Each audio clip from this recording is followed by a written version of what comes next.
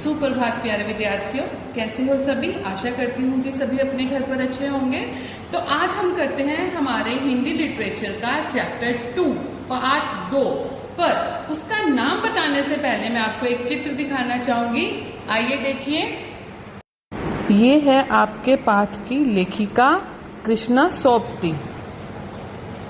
जी हाँ, अभी आपने एक तस्वीर देखी, वो किसकी है?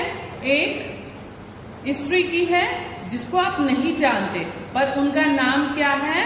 कृष्ण सोबती। कृष्ण सोबती यानी कि जो आपका पाठ 2 है उसकी लेखिका है। उन्होंने अपने जीवन के बारे में लिखा है, यानी कि जीवन कहाँ से शुरू होता है? हमारे बचपन से। तो हमारे जो पाठ का नाम है वो है बचपन। और एक बात पूछूंगी, सब अपने बचपन में कौन कौन से खेल खेलते थे? ये सभी ने अपनी उत्तर पुस्तिका में लिखा है। ये आपका गतिविधि कार्य है कि आप अपने बचपन में क्या क्या करते थे। ये पाठ शुरू होने से पहले मैंने आपको इसलिए गतिविधि दी है क्योंकि जब आप इस चैप्टर को पढ़ोगे तो बहुत ही रोमांचिक उसने चीजें बताई हुई हैं जो उन्होंने अपने बचपन में की थी। ठीक है, कौन है आपके पाठ का लेखिका? कौन है?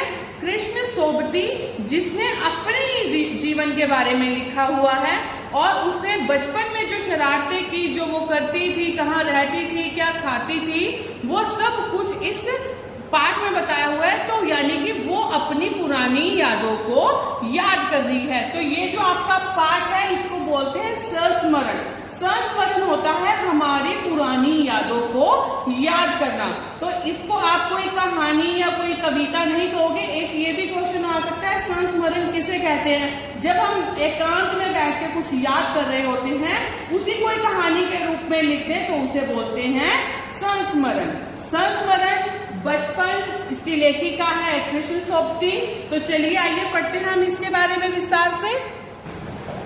हाँ जी, ये हम पढ़ेंगे हमारी स्मार्ट क्लास की सहायता से भी, पर सबके पास अपनी अपनी बुक भी ओपन होनी चाहिए ताकि आपको इजीली पढ़ना आसान रहे, ताकि जो अक्षर इसमें समझ नहीं आ रहे आप अपनी बुक में से देख सकते हो। और मैं खुद बोलती भी जा रही हूँ, उसको समझते जाना, बीच में से मैं आपको क्वेश्चन भी पुट कर सकती हूँ।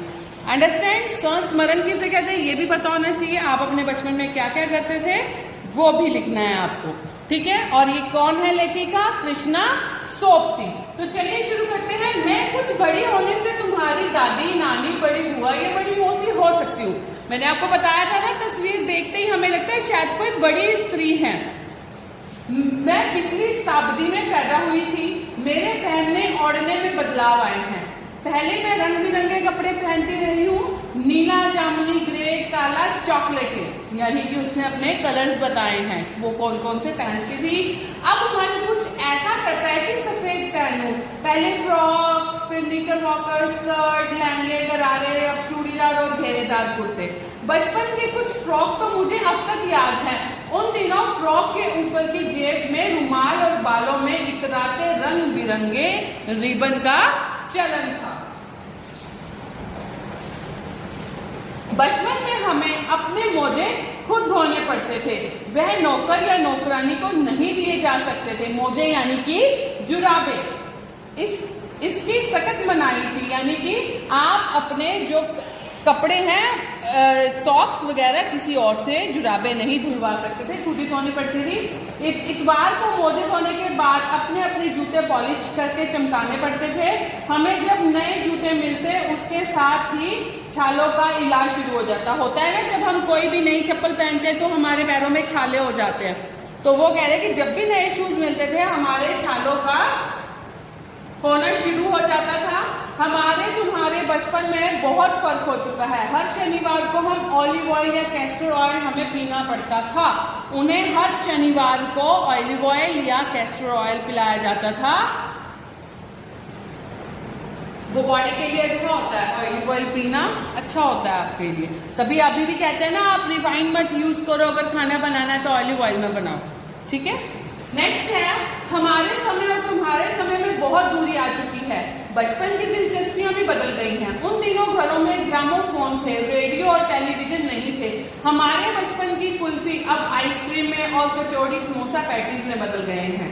उन दिनों कोक नहीं, लेमनेड विम्टो मिलती थी। लेमनेड विम्टो यानी कि जिसको आजकल आप सोडा बोलते हो, ठीक है। हमारा घर मॉल के पास था। मॉल यानी कि जो आजकल आप जिस मॉल में घूमने जाते हो, कन्फेक्शनरी काउंटर पर तरह तरह की पेस्ट्री और चॉकलेट की खुशबू आती थी। हमें हफ्ते में एक बार चॉकलेट खरीदने की छूट थी। रात के खाने के बाद बिस्तर में लेटकर मजे से ले खाती थी। क्या खाती थी वो? चॉकलेट। बिस्तर में लेट के, पर बिस्तर में नहीं खानी चॉकलेट, ठीक है। शिमला के काफिल भी बहुत याद आते हैं, यानी कि वो कहाँ की रहने वाली थी? वो शिमला की रहने वाली थी, माल के पास। चेस्टनट एक और गजब की चीज थी। ये आग पर भुने जाते थे और फिर छिलके उतारकर खाए जाते थे, यानी कि चने की तरह। चेस्टनट, चने जो गरम और अनार दाने का चूरन भी याद है, यानी कि उस समय चने, भुने हुए चने और अनार दाने का चूरन भी मिलता था। छुटपुट में हमने शिमला रिज पर बहुत मजे किए। ये आपको किसकी फोटो दिखाई दे रही है? शिमला के चर्च की। घोड़ों की सवारी की, शाम को रंग बिरंगे गुब्बारे, सामने जाकू का पहाड़, ऊंचा चर्च की घंटियां बजती तो दूर दूर तक उनकी गूंज फैल जाती। देखते देखते बत्तियां टिमटिमाने लगती। रिच की रौनक और माल की दुकानों के चमक के भी क्या कहने। स्कैंडल पॉइंट की भीड़ से उभरता कोलाहल, यानी कि जो शिमला की माल रोड है उसकी बात की गई है कि जैसे जैसे शाम का समय होता है वैसे वैसे वहां पर भीड़ का बढ़ना शुरू हो जाता है।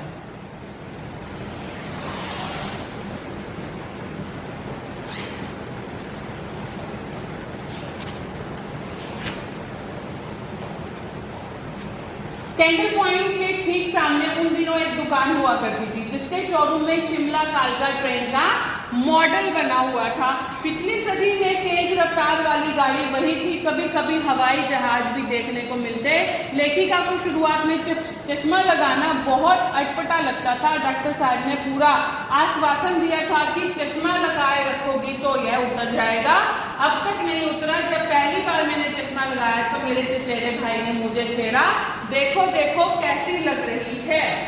यानी कि जैसे बचपन में हम छेड़ते हैं ना अपने भाई बहनों को, जो कोई चश्मा लगाता है या कोई अलग से दिखाई देता है तो हम उसको छेड़ते हैं, वैसे ही इस बचपन की जो लेखिका है उसके भी बचपन में उसके चचेरे भाई उसको छेड़ रहे थे। कैसे? जब उन्होंने चश्मा लगाया हुआ था। और चश्मा लगा के उनको क्या कहते थे? आंख पर चश्मा लगाया ताकि सूझे दूर की, यह नहीं लड़की को मालूम सूरत बनी लंगूर की। यानी वो चश्मा लगाकर किसके जैसे दिखती थी?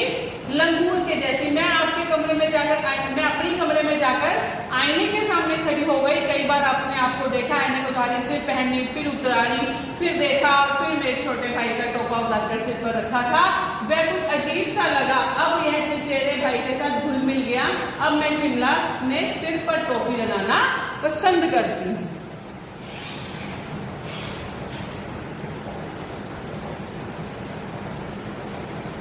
तो ये बताया गया है कि इसमें जो लेखिका है अपने बचपन की यादों को ताजा करते हुए यहाँ इसमें लिख रही है कि मैं अपने बचपन में क्या क्या करती थी, यानी कि संस्मरण कर रही है। आप भी अपने बचपन की यादों को लिखेंगे कि आप, वैसे तो आपका बचपन चल ही रहा है, पर फिर भी आप क्या क्या करते हो अभी इस टाइम में भी, कौन कौन सी शरारतें करते हो, ठीक है। और दूसरी एक्टिविटी ये है कि आपको पहनने में क्या क्या पसंद है उसकी पिक्चर और खाने में क्या क्या पसंद है उसके चित्र आप साथ साथ अपने उत्तर पुस्तिका पर भी लगाओगे। और इसके बाद हम वैसे ही करेंगे। सबसे पहले हम अपने चित्र बनाएंगे, फिर कठिन शब्द, वाक्य बनाओ, क्वेश्चन आंसर, ठीक है। धन्यवाद।